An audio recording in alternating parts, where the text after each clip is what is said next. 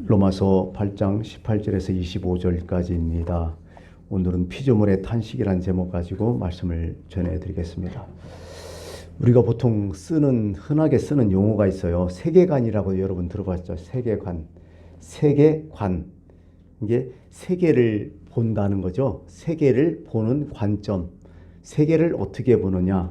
다시 말해서 세상을 보는 시각을 말하는 거죠. 세상을 내가 어떻게 보냐. 그에 따라서 인생관이 달라지고, 인생관은 곧 자기의 어떤 관이겠죠. 내가 이 만물, 이 모든 이 살아가는 모든 이 세계를 내가 어떻게 보느냐, 이게 참 중요한 것 같아요. 사람마다 다 이게 세계관이 있어요. 자기가 얘기를 안 해도 다 있어요. 뭐 세계관, 뭐 가치관, 뭐 이런 것이 다 학문, 뭐 세계 그 이전에 우리는 지금 그렇게 살고 있거든요.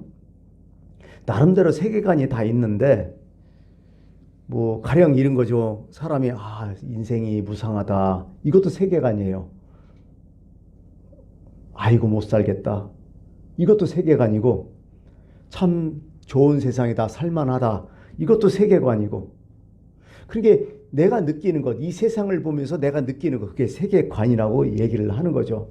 그래서 사람들은 다 누구나 세계관을 다 갖고 있어요. 세상을 어떻게 보느냐. 크게 보면 세 가지로 나눌 수 있는데, 첫 번째 여러분 잘 알듯이 염세적인 세계관을 갖고 있는 사람이 있어요.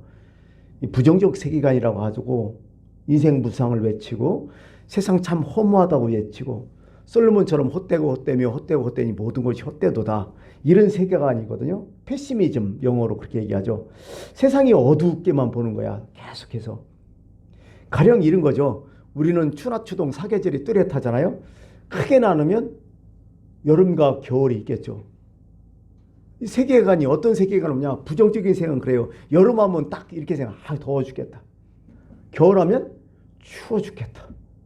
이것뿐이 없어. 여름은 그래도 뭔가 있잖아요. 그래도 정열적이고 뭔가 따뜻하고 뭐 이런 게 있는데, 여름 이거 징글징글하다. 이거 어떻게 사냐? 더워 죽겠다. 이렇게 생각하는, 막연하게 그렇게 생각하는 사람. 이렇게 겨울 추운 애는 어떻게 돼요?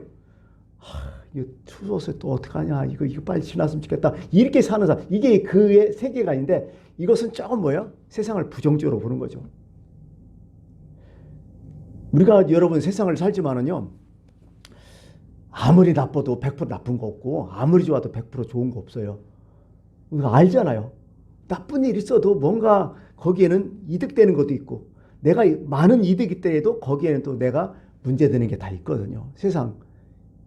근데 싸잡아서 그냥 다 좋다 싫다 막 이런 식으로 얘기를 한다는 거죠. 어떻게 보면 그게 자기관이라는 거예요. 자기관.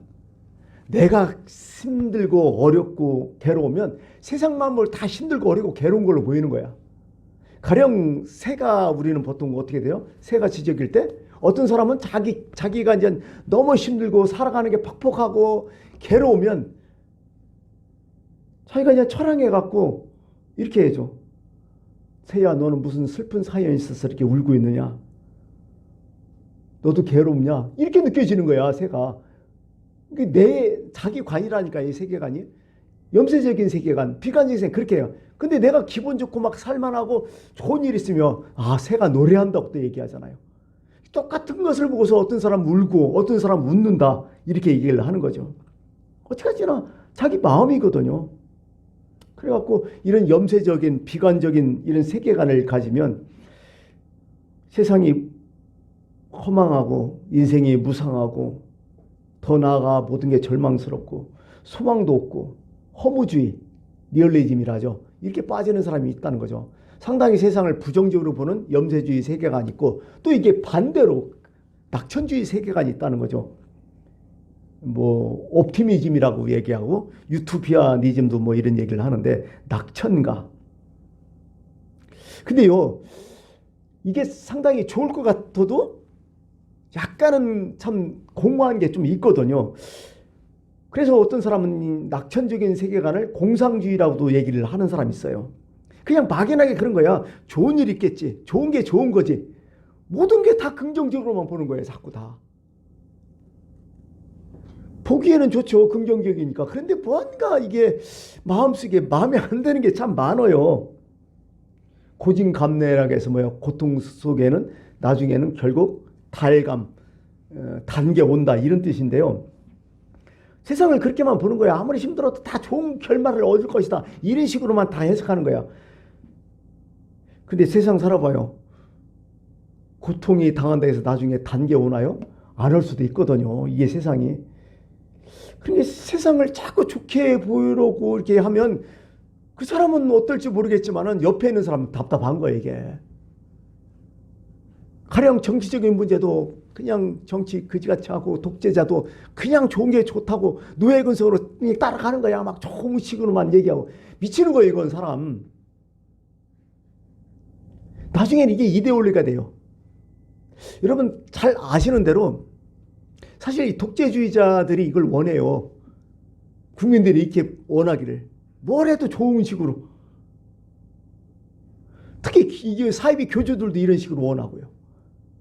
다 좋은 식으로 막 어떻게 연결시키려고 이렇게 하는 거죠. 나를 따르라. 좋은 일이 있을 것이다.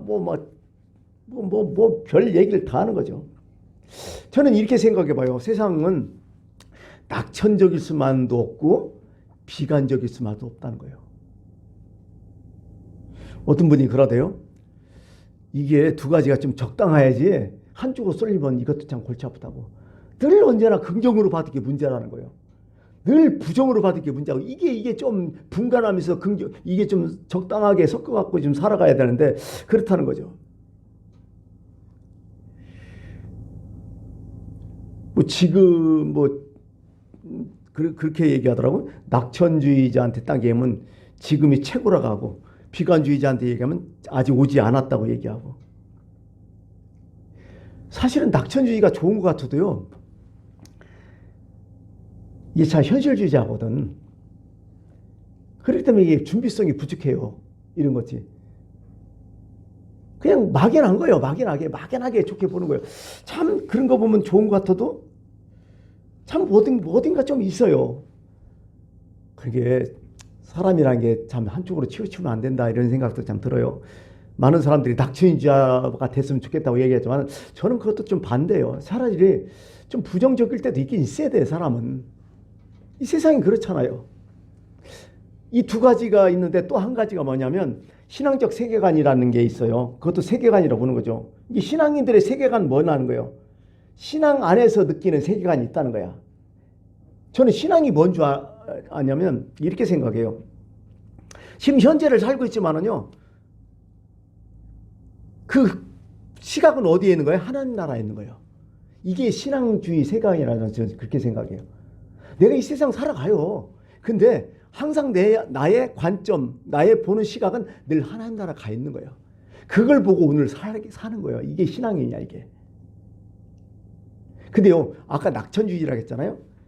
신앙인들도 약간은 낙천주의자가 비슷해요. 근데요, 일방적 낙천주의자하고 다른 점은 뭐냐? 근거가 있어, 근거가. 신앙적 낙천주의는 근거가 있어요. 그 근거는 뭐예요? 하나님의 약속이라는 거예요. 아까 근거는 뭐예요? 없어, 근거가. 아까 그 낙천주의자는 근거 없어. 무조건 좋은 게 좋은 거라고, 좋을 거라고, 무조건 이렇게 참 황당하게, 답답하게 이렇게 얘기를 하지만은, 그러나 신앙인들은 뚜렷하게 증거를 딱 대는 거야. 그 증거가 뭐냐면 하나님이요. 곧 하나님의 말씀이겠죠. 하나님의 경륜이 있다. 하나님이 세상을 다스린다. 하나님이 알고 계신다. 분명히 근거를 가지고 얘기하는 사람들. 그게 신앙적 낙천주의, 신앙적 세계관이라고 저는 말씀을 드리고 싶어요. 여러분, 우리는 맨날 미래를 얘기하잖아요. 종말 얘기하고. 사실 미래와 종말은 좀 다른 개념이겠죠. 그럼 여러분도 한번 생각해 보세요. 앞으로 미래는 어떻게 할 것 같아요? 어떻게 될 것 같아요? 비관적일 것 같아요? 아니면 낙천적일 것 같아요? 미래학의 결론은 뭘까요?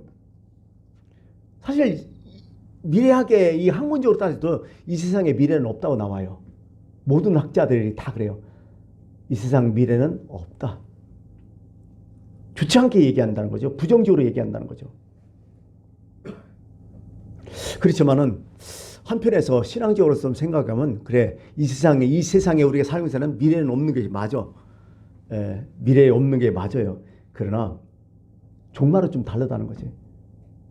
미래는 없지만은 종말은 분명히 있다. 하나님께서 이 세상을 창조하셨을 때 다 보시기에 좋았더라. 아름다운 세상을 창조했죠. 그러고서 인간이 타락해서 이 세상에 우리가 살고 있지만은 그러나 이 와중에도 하나님의 경륜은 있다. 분명히 우리가 살고 있는 이 삶에도 하나님의 뜻이 있다.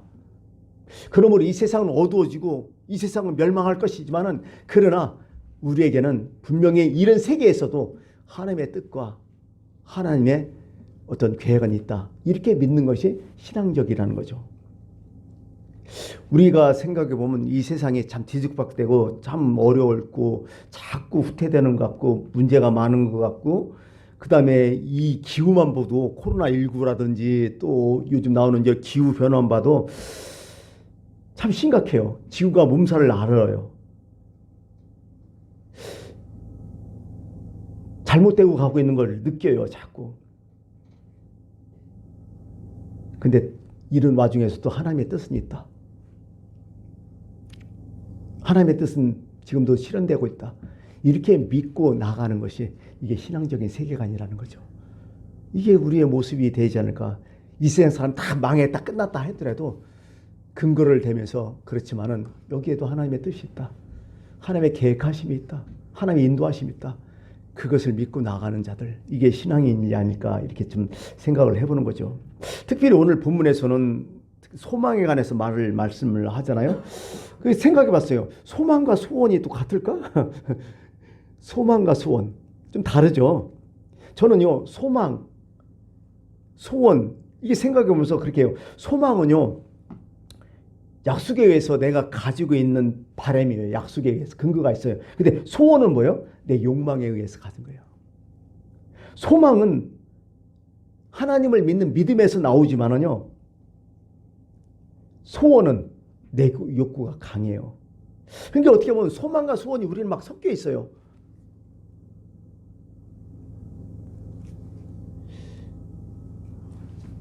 어떤 사람들은 이 세상을 살아가지만은 늘 과거를 집착해서 살아가는 사람이 있고, 또 어떤 사람들은 늘 현재만 생각하면서 살아가는 사람이 있고, 어떤 사람은 미래를 생각해서 살아가는데, 어떻게 보면 이게 따로따로 그렇게 살아간다면 문제가 되겠죠. 근데 오늘 성경은 그렇게 말씀하세요. 미래도 중요하고 현재도 중요하다고. 현재 없는 미래도 없다고. 우리가 가령 이런 거죠. 우리의 미래는 사실 하나님 나라잖아요. 하나님 나라만 바라보고 현재를 무시한다면 그 신앙 아니라고 얘기해요. 하나님 나라가 있기 때문에 현재가 너무 중요하다는 거야. 현재가 중요하다는 거야. 그리고 현재를 중요하게 살아 미래가 또 보인다는 거야, 성경은. 가령 이런 거죠. 우리가 죽어서만 가는 천국? 그것은요, 이 반쪽이야. 이거 하나님 말씀이 전혀 이해 못하는 거야. 우리가 죽어서만 가는 천국이 아니라 이 땅에서도 천국의 맛을 느끼어야 천국에 갈 수 있다고 주님이 그렇게 말씀을 계속 하시고 있어요. 이 땅에서 지옥처럼 살면서 그 천국만 바라본다? 그건 말이 안 된다는 얘기죠. 여러분 지금 여러분의 삶이 어떻습니까? 우리는 분명 미래지향적으로 지금 살아가요. 근데 그 미래지향적인 것 때문에 올 현실이 중요하다는 얘기죠. 이게 성경에서 말하는 어떤 큰 의미에서의 세계관이고 우리의 소망이 여기에 있다는 거죠. 우리의 소망은 그래요. 우리의 소망은 분명히 하나님 나라라는 거예요. 그렇지만은 하나님 나라에 전부 가 있는 소망이 아니라 오늘 이 땅에서도 우리가 하나님의 뜻을 이루며 천국을 조금이라도 건설하며 살아가는 그런 소원을 가지고 우리가 살아가라, 이런 말씀을 여기 해주고 있는 것입니다. 어떻게 보면 이렇게 얘기하는 근거는 뭐냐면 이 세계의 모든 어떤 뭐랄까 중심, 주인은 누구냐? 바로 하나님이기 때문에 그렇다는 거야. 이게 빠져버리면 아무것도 아니라는 거죠. 그래서 우리는 이 세상 살 때 이 세상이 중요한 것은 앞으로 미래나 현재나 그 중심에는 누가 계시냐? 예수 그리스도가 계시다는 거야. 그렇기 때문에 미래도 중요하고 오늘 현재도 중요하다. 이렇게 성경은 또 말씀을 해주는 거죠. 그리고 또 오늘 크게 해서 오늘 가치관에 얘기해서 나왔고, 두 번째는 소망에서 좀 얘기했지만은, 또 세 번째 오늘 용어 중에 피조물이라는 용어가 참 많이 나와요. 19절에 피조물이 고대하는 바는, 20절에 피조물이 허무한데 굴복하는 것은, 23절에 피조물이 다 이제까지 함께 탄식하며 함께 고통을 겪고 있는 것을 우리가 아느니라. 자꾸 피조물 얘기하는데요. 이 피조물은 뭐예요? 피조물은 하나님이 창조한 창조물을 피조물이라고 얘기해요. 모든 것을 하나님 창조했잖아요. 이 창조물, 사람을 포함한 모든 것을 피조물이라고 하는데요. 또 두 번째 피조물과 같이 나온 게 뭐냐면 함께라는 용어예요. 23절 피조물이 함께 탄식하며 함께 고통을 겪고 있는 것을 우리가 아느니라. 그러면서 19절에 피조물이 고대하는 바는 하나님의 아들들이 나타나는 것이니, 피조물도 하나님의 아들, 쉽게 말해서 예수 그리스도를 고대하고 있다는 거죠.